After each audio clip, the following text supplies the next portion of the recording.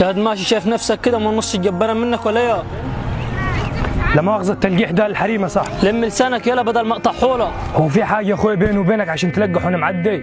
ولا انا ضايقتك في حاجة؟ تضايق مين يلا؟ ده انا ادوس عليك بالجزمه. الله يسامحك يا محترم. محترم غصب عنك. ليه الطريقة دي يا صاحبي يعني؟ ولا عشان انا غريب مش من البلد؟ اخوك من نجي حماد يا صاحبي يعني ما بيحبش التلقيح. بلا غريب بلا قريب، احنا مش بنحب الصعايد اصلا، اعتبرها عافيه. ما دام عافية سيبك اني عشان ما تحولش عليك وكده. انا مش بكلمك ياض، ازاي تسيبني وتمشي؟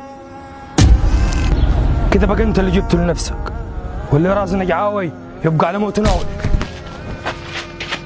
بص يا عاد، احنا كصعايده بنفوت مره واثنين، والثالثه خد عندك بقى. بنحترم الصغير قبل الكبير، بس اللي ما بيحترمناش بنمحيه من الدنيا خالص، ومش بنتهدد من حد ولا بنخاف. وعشان انا غريب ومش من البلد دي هموتك انت بس، اما لو عنديني كنت موتك انت وعيلتك كلها. احنا صعايده، واللي يمشي لنا قراط نمشي له فدان، واللي يهنا بكلمه نهينه بكلام، واللي يزعل نجعاوي يبقى على موت وناوي.